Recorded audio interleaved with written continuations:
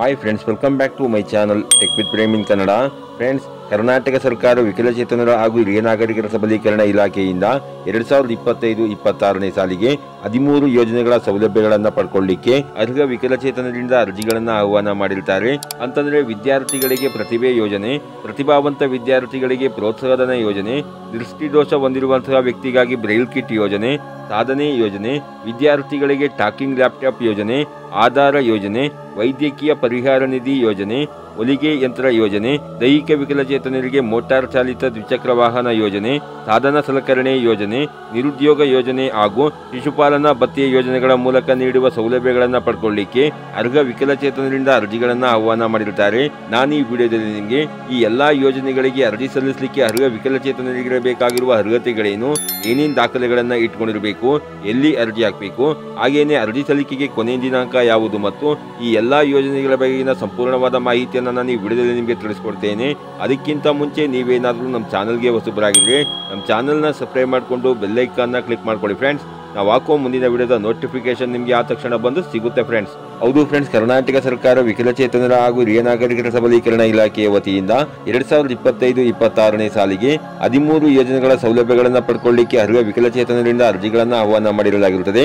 ಅದರಲ್ಲಿ ಮೊದಲನೆಯದಾಗಿ ನಿರುದ್ಯೋಗಿ ವಿಕಲಚೇತನರಿಗೆ ನಿರುದ್ಯೋಗ ಭತ್ಯೆ ಯೋಜನೆಯ ಬಗ್ಗೆ ತಿಳ್ಕೊಳ್ಳೋದಾದ್ರೆ, ಈ ಯೋಜನೆಯ ಮೂಲಕ ಮಾಸಿಕ ಪೋಷಣಾ ಭತ್ಯೆ ಅಂತಂದ್ರೆ ಪೆನ್ಷನ್ ಆಗಿರಬಹುದು, ಶುಲ್ಕ ಮರುಪಾವತಿ, ವಿದ್ಯಾರ್ಥಿ ವೇತನ ಯೋಜನೆಗಳಡಿ ಸೌಲಭ್ಯ ಪಡೆಯುತ್ತಿರುವಂತಹ ಫಲಾನುಭವಿಗಳನ್ನು ಹೊರತುಪಡಿಸಿ 40%ಕ್ಕಿಂತ ಹೆಚ್ಚಿನ ಅಂಗವೈಕಲ್ಯತೆಯನ್ನು ಹೊಂದಿರುವಂತಹ SSLC ಮತ್ತು ನಂತರದ ವಿದ್ಯಾರ್ಹತೆಯನ್ನು ಹೊಂದಿರುವಂತಹ ನಿರುದ್ಯೋಗಿ ವಿಕಲಚೇತನರು ಇದಕ್ಕೆ ಅರ್ಜಿಯನ್ನು ಹಾಕಬಹುದಾಗಿರುತ್ತೆ ಫ್ರೆಂಡ್ಸ್. ಹಾಗೇನೆ ಈ ಒಂದು ಯೋಜನೆಯ ಮೂಲಕ ನೀವು ಉದ್ಯೋಗವನ್ನು ಪಡೆಯುವವರೆಗೆ ಅಥವಾ 45 ವರ್ಷ ವಯಸ್ಸನ್ನು ನೀವು ತಲುಪುವವರೆಗೆ ನೀವು ಪ್ರತಿ ತಿಂಗಳಿಗೆ ₹1000 ನಿರುದ್ಯೋಗ ಭತ್ಯೆಯನ್ನು ಪಡ್ಕೊಬಹುದಾಗಿರುತ್ತೆ ಫ್ರೆಂಡ್ಸ್.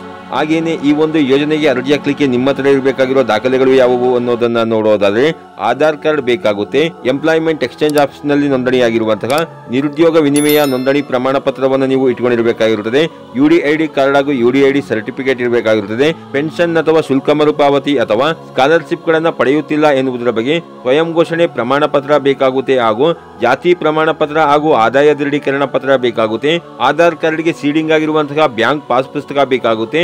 ಹಾಗೇನೆ ಕೊನೆಯದಾಗಿ ಆಧಾರ್ ಕಾರ್ಡ್ಗೆ ಲಿಂಕ್ ಇರುವಂತಹ ಮೊಬೈಲ್ ನಂಬರ್ ನೀವು ಇಟ್ಕೊಂಡಿರಬೇಕಾಗಿರುತ್ತೆ ಫ್ರೆಂಡ್ಸ್. ಹಾಗೇನೆ ಪ್ರತಿಭಾವಂತ ಅಂಗವಿಕಲ ವಿದ್ಯಾರ್ಥಿಗಳಿಗೆ ನೀಡುವಂತಹ ಪ್ರೋತ್ಸಾಹಧನ ಯೋಜನೆಯ ಬಗ್ಗೆ ತಿಳ್ಕೊಳ್ಳೋದಾದ್ರೆ, ಇಂದಿನ ವರ್ಷದ ಪರೀಕ್ಷೆಯಲ್ಲಿ 60%ಕ್ಕಿಂತಲೂ ಹೆಚ್ಚಿನ ಅಂಕಗಳನ್ನು ಪಡೆದಿರುವಂತಹ ಅಂತಂದ್ರೆ SSLC, PUC, UG, PG ಕೋರ್ಸ್ಗಳನ್ನು ವ್ಯಾಸಂಗ ಮಾಡುತ್ತಿರುವಂತಹ ವಿದ್ಯಾರ್ಥಿಗಳಾಗಿರ್ಬೋದು ಹಾಗೂ ಇಂಜಿನಿಯರಿಂಗ್ ಮತ್ತು BEd, MEd ಮತ್ತು TCH ಓದುತ್ತಿರುವಂತಹ ವಿದ್ಯಾರ್ಥಿಗಳು ಯಾರ್ಯಾರಿದ್ದೀರಿ ಅಂತಹ ವಿದ್ಯಾರ್ಥಿಗಳು ಈ ಒಂದು ಯೋಜನೆಗೆ ಅರ್ಜಿಯನ್ನು ಹಾಕಬಹುದಾಗಿರುತ್ತೆ ಫ್ರೆಂಡ್ಸ್. ಹಾಗೇನೆ ಈ ಒಂದು ಯೋಜನೆಗೆ ಅರ್ಜಿ ಸಲ್ಲಿಸಿ ನಿಮ್ಮ ಅರ್ಜಿ ಅಪ್ರೂವಲ್ ಆಯಿತು ಅಂತಂದ್ರೆ ನಿಮಗೆ ₹12,000 ಪ್ರೋತ್ಸಾಹಧನವನ್ನು ನೀಡಲಾಗುತ್ತೆ ಫ್ರೆಂಡ್ಸ್. ಹಾಗೇನೆ ಈ ಒಂದು ಯೋಜನೆಗೆ ಅರ್ಜಿ ಸಲ್ಲಿಕೆಗೆ ಬೇಕಾಗಿರುವ ದಾಖಲೆಗಳು ಯಾವುವು ಅನ್ನೋದನ್ನ ನೋಡೋದಾದ್ರೆ, ಅರ್ಜಿದಾರರ ಆಧಾರ್ ಕಾರ್ಡ್ ಬೇಕಾಗುತ್ತೆ, UDID ಕಾರ್ಡ್ ಹಾಗೂ UDID ಸರ್ಟಿಫಿಕೇಟ್ ಬೇಕಾಗುತ್ತೆ, ಇಂದಿನ ವರ್ಷದ ಅಂಕಪಟ್ಟಿ ಬೇಕಾಗುತ್ತೆ, ಶಾಲಾ ಮುಖ್ಯೋಪಾಧ್ಯಾಯರು ಅಥವಾ ಕಾಲೇಜು ಪ್ರಾಂಶುಪಾಲರಿಂದ ಪಡೆದಿರುವಂತಹ ವ್ಯಾಸಂಗ ದೃಢೀಕರಣ ಪತ್ರವನ್ನು ನೀವು ಇಟ್ಕೊಂಡಿರಬೇಕಾಗಿರುತ್ತದೆ, ಜಾತಿ ಪ್ರಮಾಣ ಪತ್ರ ಬೇಕಾಗುತ್ತೆ, ಆದಾಯ ದೃಢೀಕರಣ ಪತ್ರ ಬೇಕಾಗುತ್ತೆ, ಬ್ಯಾಂಕ್ ಪಾಸ್ ಪುಸ್ತಕ ಬೇಕಾಗುತ್ತೆ. ಹಾಗೇನೆ ಕೊನೆಯದಾಗಿ ಆಧಾರ್ ಕಾರ್ಡ್ಗೆ ಲಿಂಕ್ ಇರುವಂತಹ ಮೊಬೈಲ್ ನಂಬರ್ ನೀವು ಇಟ್ಕೊಂಡಿರಬೇಕಾಗಿರುತ್ತೆ ಫ್ರೆಂಡ್ಸ್. ಹಾಗೇನೆ ವಿಕಲಚೇತನರಿಗೆ ಸ್ವಯಂ ಉದ್ಯೋಗಕ್ಕಾಗಿ ನೀಡುವಂತಹ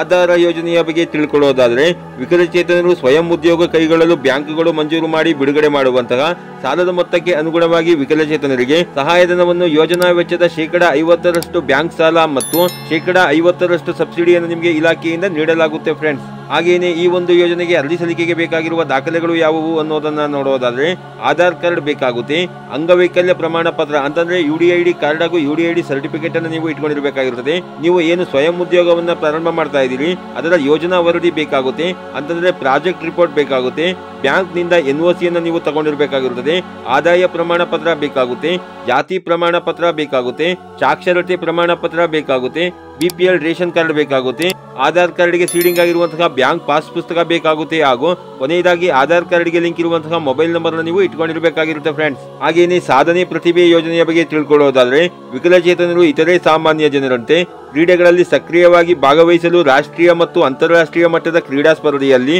ಭಾಗವಹಿಸಲು ಧನ ಸಹಾಯವನ್ನು ನಿಯಮಾನುಸಾರ ನೀಡುವ ಒಂದು ಯೋಜನೆಯಾಗಿರುತ್ತೆ ಫ್ರೆಂಡ್ಸ್. ಹಾಗೇನೆ ಈ ಒಂದು ಯೋಜನೆಗೆ ನೀವು ಅರ್ಜಿ ಸಲ್ಲಿಸಿ ನಿಮ್ಮ ಅರ್ಜಿ ಅಪ್ರೂವಲ್ ಆದಲ್ಲಿ ಪ್ರಯಾಣ, ಕ್ರೀಡಾ ಉಡುಗೆ, ಬೂಟುಗಳು, ವೀಸಾ ಮತ್ತು ಇತರೆ ವಿವಿಧ ಶುಲ್ಕಗಳಿಗಾಗಿ ಸ್ಪೋರ್ಟ್ಸ್ ನಲ್ಲಿ ಭಾಗವಹಿಸಲು ನೀವು ಗರಿಷ್ಠ 50,000ಗಳ ಹಣಕಾಸಿನ ನೆರವನ್ನು ನಿಮಗೆ ನೀಡಲಾಗುತ್ತೆ ಫ್ರೆಂಡ್ಸ್. ಹಾಗೇನೆ ಈ ಒಂದು ಯೋಜನೆಗೆ ಅರ್ಜಿ ಸಲ್ಲಿಕೆಗೆ ಬೇಕಾಗಿರುವ ದಾಖಲೆಗಳು ಯಾವುವು ಅನ್ನೋದನ್ನ ನೋಡೋದಾದ್ರೆ ಅರ್ಜಿದಾರರ ಆಧಾರ್ ಕಾರ್ಡ್ ಬೇಕಾಗುತ್ತೆ, ಅಂಗವೈಕಲ್ಯ ಪ್ರಮಾಣ ಪತ್ರ ಅಂತಂದ್ರೆ UDID ಕಾರ್ಡ್ ಹಾಗೂ UDID ಸರ್ಟಿಫಿಕೇಟ್ ಅನ್ನು ನೀವು ಇಟ್ಕೊಂಡಿರಬೇಕಾಗಿರುತ್ತದೆ. ನಿಮ್ಮನ್ನ ಕ್ರೀಡೆಗೆ ಆಮಂತ್ರಿಸಿರುವುದರ ಬಗ್ಗೆ ಆಮಂತ್ರಣ ಪತ್ರಿಕೆಯನ್ನು ನೀವು ಇಟ್ಕೊಂಡಿರಬೇಕಾಗಿರುತ್ತದೆ. ಅಂತಂದ್ರೆ ಇನ್ವಿಟೇಷನ್ ಲೆಟರ್ ಅನ್ನು ನೀವು ಇಟ್ಕೊಂಡಿರಬೇಕಾಗಿರುತ್ತದೆ. ಅರ್ಜಿದಾರರ ಪಾಸ್ಪೋರ್ಟ್ ಸೈಜ್ ನ ಒಂದು ಫೋಟೋ ಬೇಕಾಗುತ್ತೆ.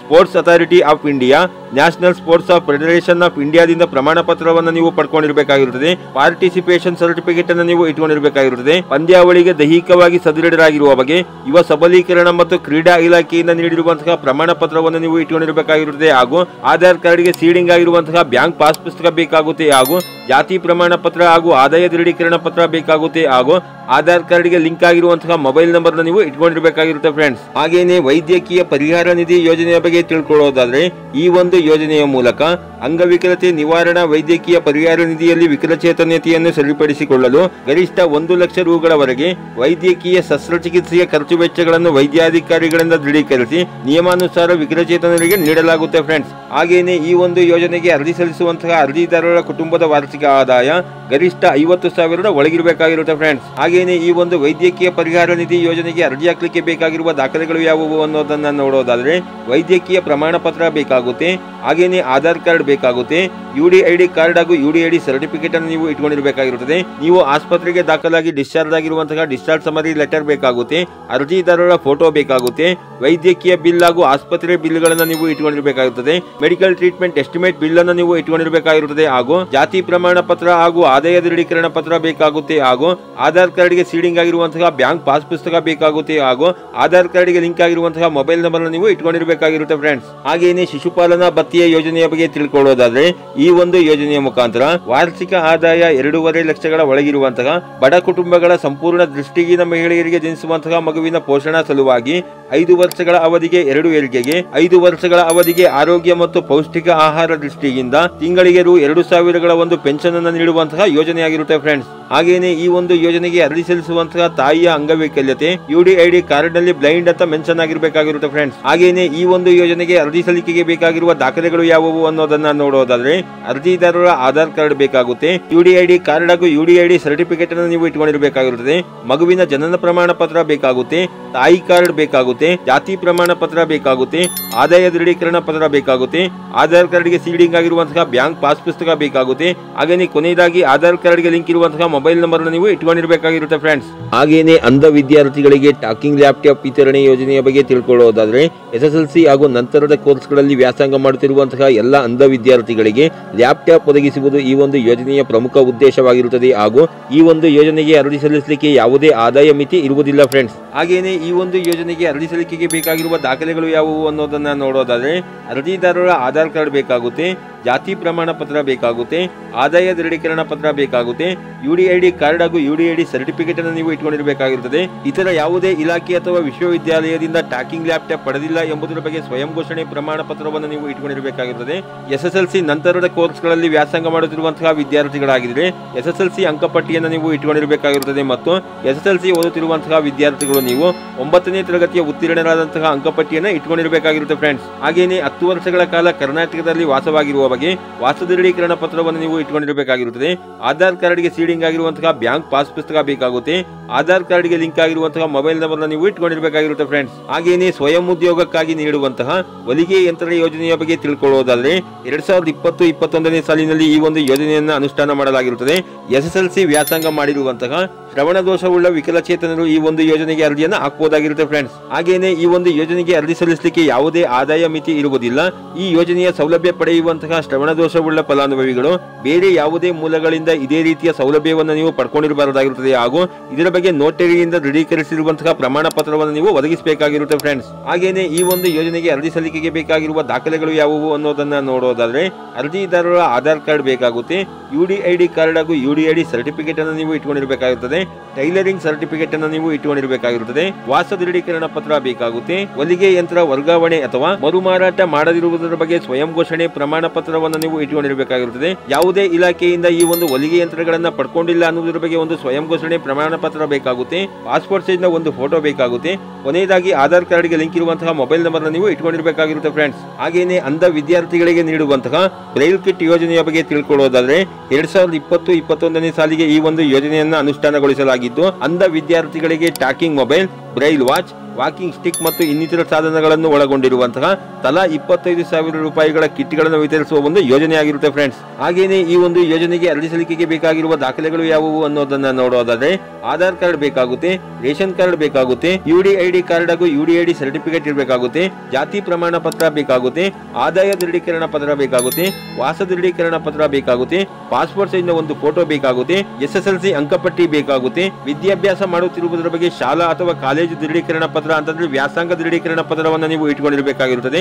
ಕೊನೆಯದಾಗಿ ಆಧಾರ್ ಕಾರ್ಡ್ ಗೆ ಲಿಂಕ್ ಇರುವಂತಹ ಮೊಬೈಲ್ ನಂಬರ್ ನೀವು ಇಟ್ಕೊಂಡಿರಬೇಕಾಗಿರುತ್ತೆ ಫ್ರೆಂಡ್ಸ್. ಹಾಗೇನೆ ಸಾಧನ ಸಲಕರಣೆ ಯೋಜನೆಯ ಬಗ್ಗೆ ತಿಳ್ಕೊಳ್ಳೋದಾದ್ರೆ ತ್ರಿಚಕ್ರ ವಾಹನಗಳು, ಶ್ರವಣ ಸಾಧನಗಳು, ಕೃತಕ ಅಂಗಾಂಗಗಳು, ಬ್ರೈಲ್ ಗಡಿಯಾರಗಳು, ಬಿಳಿ ಕೋಲುಗಳು, ವಿವಿಧ ರೀತಿಯ ವಿಕಲಚೇತನರಿಗೆ ಅವರ ವಿಕಲಚೇತನತೆಗೆ ತಕ್ಕಂತ ಸಾಧನ ಸಲಕರಣೆಗಳನ್ನು ವಿತರಿಸುವ ಒಂದು ಯೋಜನೆಯಾಗಿರುತ್ತೆ ಫ್ರೆಂಡ್ಸ್. ಹಾಗೇನೆ ಈ ಒಂದು ಯೋಜನೆಗೆ ಅರ್ಜಿ ಸಲ್ಲಿಕೆಗೆ ಬೇಕಾಗಿರುವ ದಾಖಲೆಗಳು ಯಾವುವು ಅನ್ನೋದನ್ನ ನೋಡೋದಾದ್ರೆ ಆಧಾರ್ ಕಾರ್ಡ್ ಬೇಕಾಗುತ್ತೆ, ರೇಷನ್ ಕಾರ್ಡ್ ಬೇಕಾಗುತ್ತೆ, ಆದಾಯ ದೃಢೀಕರಣ ಪತ್ರ ಬೇಕಾಗುತ್ತೆ, ಜಾತಿ ಪ್ರಮಾಣ ಪತ್ರ ಬೇಕಾಗುತ್ತೆ, ವಾಸ ದೃಢೀಕರಣ ಪತ್ರ ಬೇಕಾಗುತ್ತೆ. ಎಲ್ಲಾ ವಯಸ್ಸಿನ ವಿಕಲಚೇತನರು ಈ ಒಂದು ಯೋಜನೆಗೆ ಅರ್ಜಿಯನ್ನು ಸಲ್ಲಿಸಿಕೊಳ್ಳಬಹುದಾಗಿರುತ್ತದೆ ಹಾಗೂ ಪಾಸ್ಪೋರ್ಟ್ ಸೈಜ್ ನ ಒಂದು ಫೋಟೋ ಬೇಕಾಗುತ್ತೆ, UDID ಕಾರ್ಡ್ ಹಾಗೂ UDID ಸರ್ಟಿಫಿಕೇಟ್ ಅನ್ನು ನೀವು ಇಟ್ಕೊಂಡಿರಬೇಕಾಗಿರುತ್ತದೆ.